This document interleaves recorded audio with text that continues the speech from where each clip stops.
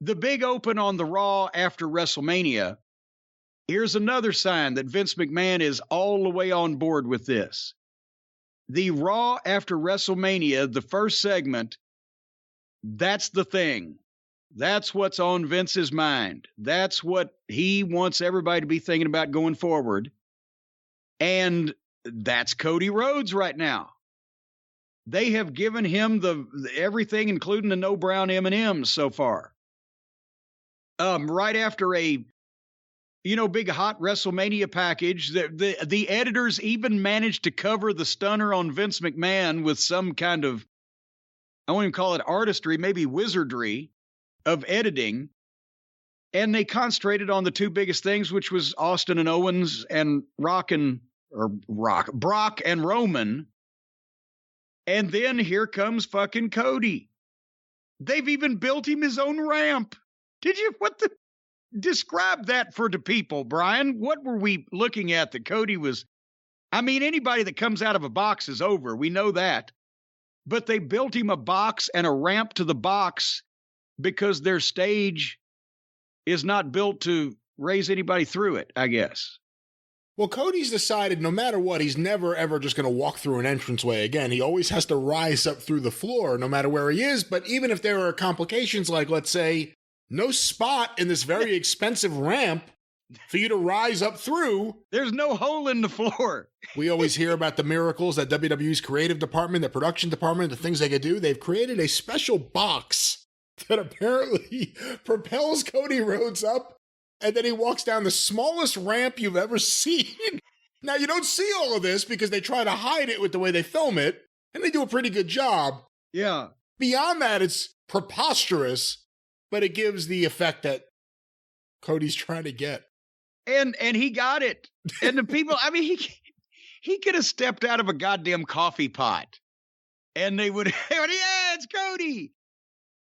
I think this is working with that audience, because either they don't like AEW, so they're glad to see, one of the defectors, or they've just bought into the story, or it's just newsworthy, or whatever the case. But from the time he comes down that teeny tiny little ramp and that teeny tiny little, was the teeny tiny little woman? That was a book we used to read in second grade. There's the facial expression, and he's blowing kisses, and the pyro blows off, and he's milking it, and the people are into him. And Cody, welcome back. More milking, Cody. So what do you guys want to talk about? It works, and he looks more like a big time deal in this environment with this production and this level of attention to detail and this indulgence from the boss, because he's obviously written his own story. This is not the WWE creative team. Everything's him. It's his name, which he got the rights to from him a few years ago, right? It's his story. It's about his family. It's his style. It's his entrance. It's his music. Vince McMahon is running with this. And he was over with this crowd. And the promo, he's performing again. He said it was the story is heartfelt, because the story is the story. He's performing, and it flows right off his tongue. Time will tell whether he sounds, as we talked about, is he got the Dusty Rhodes touch of the common man? I identify with that guy. He's like me. He's a redneck, came into money or whatever. It's like I wish I was. If I haven't come into money yet, that's what people would be thinking. Cody's a little highfalutin, but they were with this story. And he showed the picture of Dusty. Now we know. Remember when he made the remark on AEW television, I just wanted the belt they took away from my daddy in the garden? Yep. Remember that? I do. We didn't understand what the fuck was going on AEW television. Belt he took from his daddy in the garden. Well, because Dusty never held that belt, but actually, obviously, they did a fucking gimmick finish and he held it up for the crowd and got a picture. So Cody has been creating this backstory, but he didn't tell it all on AEW. Why didn't he tell it on AEW television? He had 2 years to do what he wanted. Was he saving this? He mentioned it, but they never went into it. They never made a vow. They never showed the picture. He never told the story about it, which was true, that it was on Dusty's, table in his bedroom until the day he died. Was he saving this someone? Because it's classic wrestling. This is a great wrestling story. I'm going to win the WWE title for my father. That was the one thing that he never achieved in wrestling, but he had a brief glimpse of it 45 years ago, and here's the picture. This is and it started, I think he was putting his best effort into crying. And he could get a little puddle in the eyes, but the cheeks wouldn't water up. And I was afraid, but as he got into the story and he got a little feedback from the people, he seemed to settle down and get a little realer into it. There was someone who tweeted out from, I think, the Agogo promo, when he cried there, it was the same. It wasn't just, it was like the same motion. Like he moved his head the same way. Like it was like a technique. Like this is something I learned in acting school. It's ridiculous. And that's the one complaint I have about this whole thing. Everyone ate it all up. I thought he was getting too performy again. I think that's his natural inclination, but I think this story is so good, maybe he'll settle down and realize that the best way to tell it is as real as possible and not as necessarily as dramatically as possible. But the point of the people are still chanting, you can do it. You can do it. So Cody Rhodes' mission in the WWE, imagine this. Imagine how hard this is for any human being to understand. He's proud of his father and he wants to achieve for his father in his name the one thing that his father never did on behalf of his fans, his family, and himself. Holy shit! That's so complicated. Who can possibly understand that? Well, I'll tell you what, though.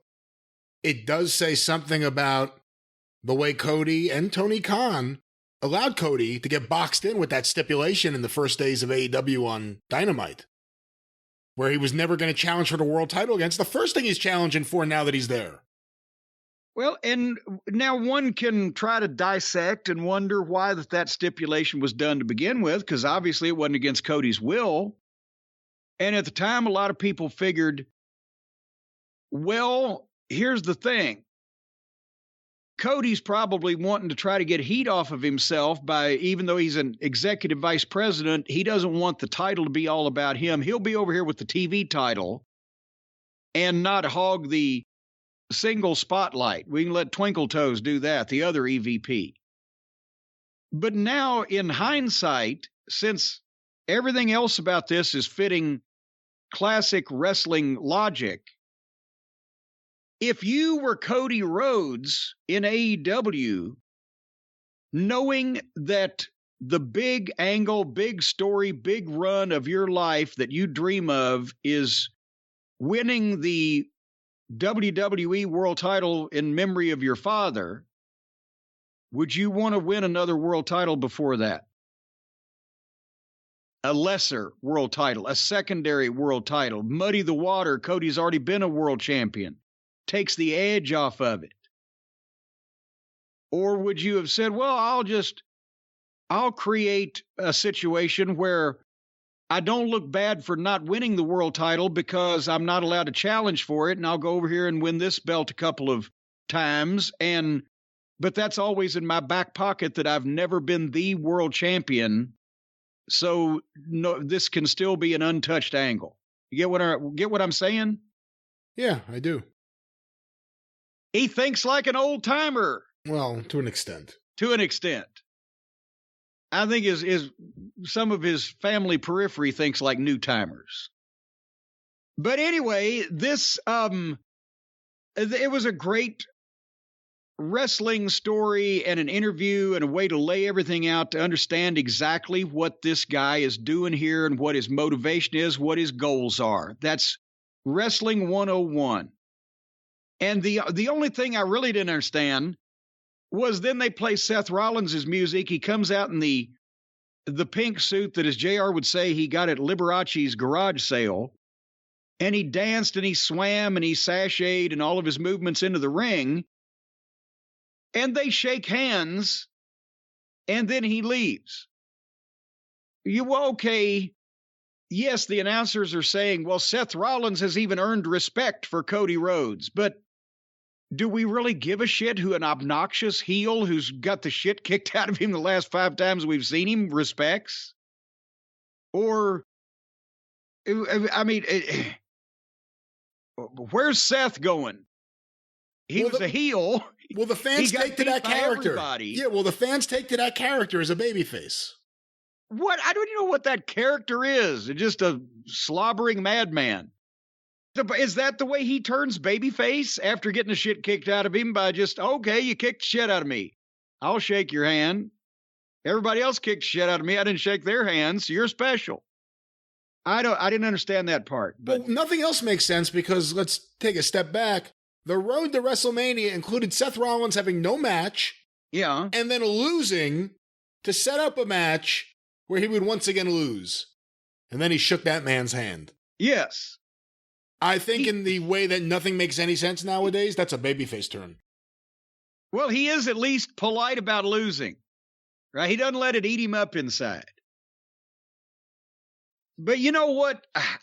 Overall, this is the best thing I think that Cody Rhodes has ever done for his career is pull this off where he can go back to the WWE, the place that he left 8 years ago to, what was it, 6 years ago to prove them wrong. And in the process got swept up in all the hysteria and became an EVP and all the other stuff, but goes back in with exactly the angle that he's written, that he wants to do under his own name with his own music, and Vince has given him everything. This is reversal, as Lance Russell used to say. I mean, he couldn't have scripted this, written this. He couldn't even have painted this any better if he painted a picture of it, Brian. I don't know about Cody doing the painting, but we know other people that can handle that painting for him. Well, that's exactly right, folks. And I'll tell you what, if you would like a painting of some great time in your life, some memorable occasion, some landmark event, some family milestone or personal triumph, you can do it. All you've got to do is consult the people at paintyourlife.com because, of course, we've been talking about these folks for years. They are one of our favorite sponsors. And as you know, the gimmick is they can take any photograph or combination of photographs and put them together in a world-class, custom-made, hand-painted portrait that you can hang on your wall or put in your dungeon or crawl space, wherever you'd like to reflect on it. And remember these memories. You can send any picture of yourself, your kids, your family, a special place, a lost beloved one, a cherished pet, even an action shot of you in whatever action you deem necessary that you want to take in this painting. We're not ones to judge, folks. It's kids playing. It could be kids playing. It could be wholesome, or there could be a dark side to that photo. We're not trying to tell you what to do. But you take that picture, you go to paintyourlife.com, you look, it's a user-friendly platform, and they make it easy to order that custom-made hand-painted portrait. And then one of these artists, and the Feather Bottoms, as a matter of fact, do a little work for Paint Your Life because it's hand-painted and each one of them has one hand. So one of these one-handed artists will take it over from there and they will paint this hand-painted portrait. And then they will send it to you. It's incredible. And there's no risk. If you don't love the final painting, your money is refunded, guaranteed. And right now, as a limited time offer, you can get 20% off your painting and free shipping if you text the word drive, DRIVE, to 64,000. That's drive to 64,000 for 20% off and free shipping. And as we mentioned, go to paintyourlife.com to see all the available things that you can do here and make them up. You're only limited by your photographs. Let's say, for example, you've got pictures of Aunt Fanny's gallbladder surgery. Maybe they could even do a collage of that on the wall. You could see her pre-surgery, post-surgery. She looked 5-10 pounds lighter after she got that inflamed gallbladder out, so she'll probably thank you for that. Regardless, paint your life. Celebrate the moments that matter most, like gallbladder surgeries. Message and data rates may apply. Terms apply. Available at paintyourlife.com/terms. All right. /terms.